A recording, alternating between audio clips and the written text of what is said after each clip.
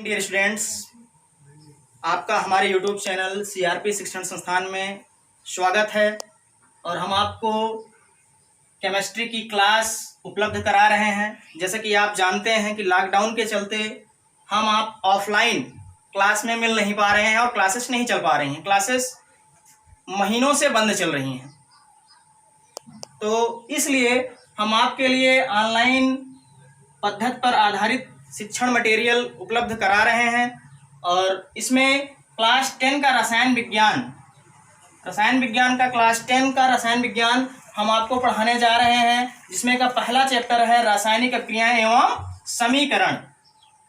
तो पहली डिफिनीशन इस पाठ की है रासायनिक अभिक्रिया। रासायनिक अभिक्रिया क्या है?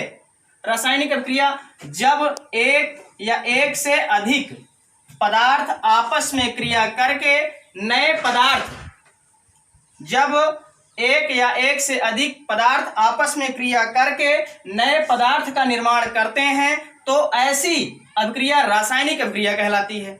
बच्चों ध्यान से समझिएगा।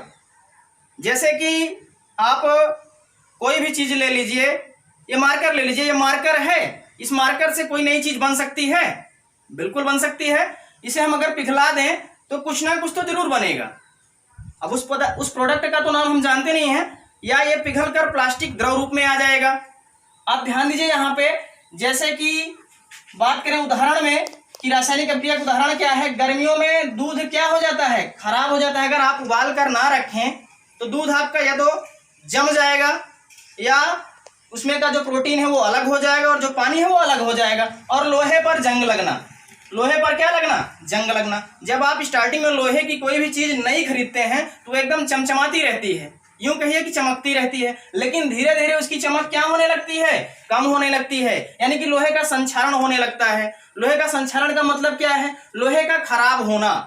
धीरे धीरे करके लोहे के ऊपर ऑक्साइड की एक परत जमने लगती है। किसकी? ऑक्साइड की। तो यह प्रक्रिया क्या कहलाती है? संक्षारण कहलाती है। और धीरे धीरे लोहे को वो क्या कर देती है? खत्म कर देती है।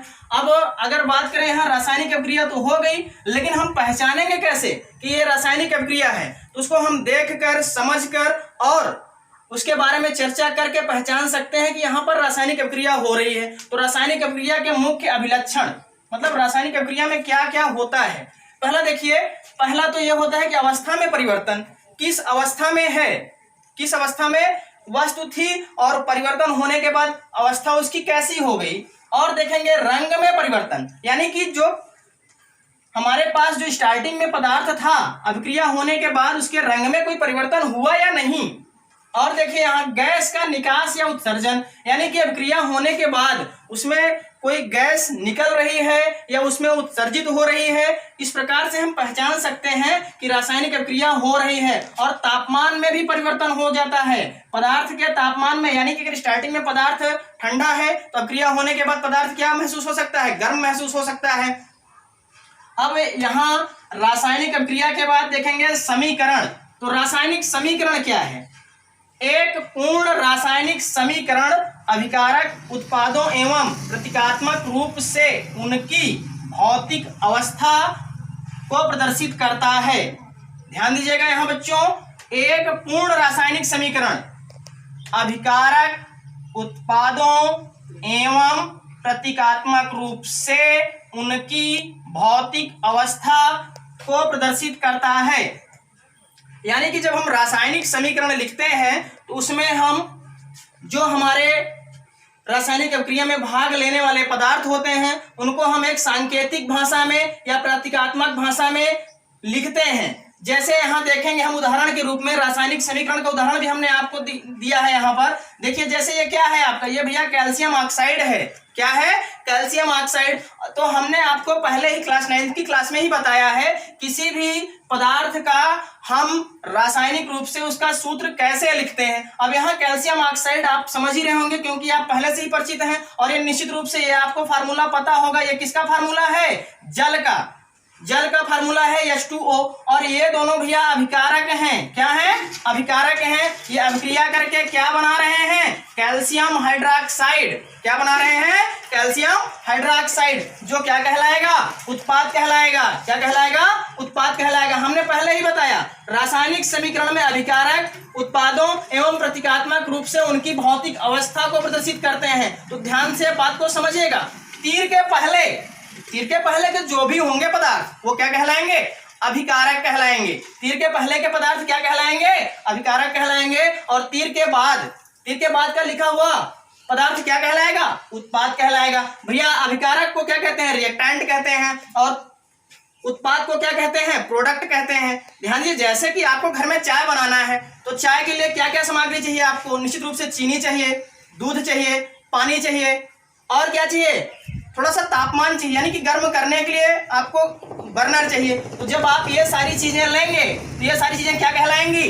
अभिकारक कहलाएंगी। जो आपकी चाय बन के तैयार होगी वो क्या कहलाएगा? उत्पाद कहलाएगा। ये तो आप निश्चित रूप से घर में डेली देखते होंगे। तो ये चीज है, जो अभिक्रिया करके जो भी पदार्थ बनेगा वो उत्पाद कहलाएगा, और अभिक्रिया में भाग लेने वाले पदार्थ क्या कहलाएंगे? अभिकारक कहलाएंगे। अब बात यहाँ आती है संतुलित रासायनिक समीकरण की। ध्यान से, अगर रासायनिक समीकरण है भैया, तो रासायनिक समीकरण को संतुलित करना भी रसायन विज्ञान का एक महत्वपूर्ण हिस्सा है। अगर समीकरण संतुलित नहीं है तो वहां दिक्कतें आती हैं। तो रासायनिक समीकरण का संतुलित होना या संतुलित रासायनिक समीकरण क्या है? ऐसा समीकरण जिसमें उत्पादों और अभिकारकों में प्रत्येक तत्व के परमाणु की संख्या समान रहती है।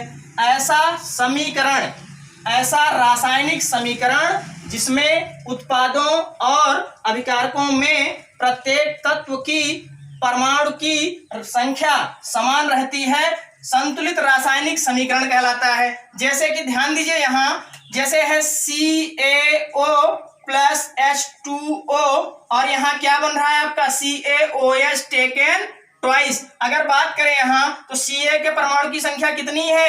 1, और ऑक्सीजन के परमाणु की संख्या कितनी है? 1, 1, 1, 2। कितनी है भैया? 2। और H के परमाणु की संख्या कितनी है? 2। और यहाँ देखिए, ये तो हुआ आपका अभिकारक की तरफ का। अब हम उत्पाद की तरफ का देखेंगे तो यहाँ देखेंगे Ca कितना है? 1। और ऑक्सीजन कितना है? 1, 1, 2। ऑक्सीजन कितना भैया? 2। और H कितना है? 2। ध्यान दीजिए, यहाँ Ca1 H2 O2, यानी कि अभिक्रिया कैसी है? संतुलित रासायनिक समीकरण है ये। क्या है? संतुलित रासायनिक समीकरण है ये। अब ध्यान दीजिए, यहाँ ये चीजें तो हो गई। हम आपको और थोड़ा सा बताते हैं कि रासायनिक अभिक्रिया कितने प्रकार की होती है। तो रासायनिक अभिक्रिया भैया 4 प्रकार की होती है। रासायनिक अभिक्रिया कितने प्रकार की होती है? 4 प्रकार की होती है। ध्यान दीजिए, यहाँ रासायनिक अभिक्रिया बस वैसे जान लीजिए थोड़ा सा हल्के में, कल हम आपको डिस्क्राइब करके बताएंगे, लेकिन थोड़ा समझिए रासायनिक अभिक्रिया कितने प्रकार की होती है।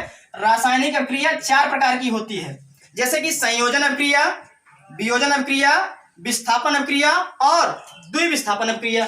ये 4 प्रकार की रासायनिक अभिक्रियाएं होती हैं।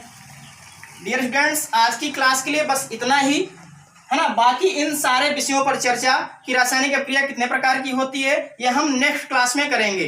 तब तक के लिए आप घर पर बने रहें और सुरक्षित रहें और अच्छे से अपनी पढ़ाई करते रहें। धन्यवाद।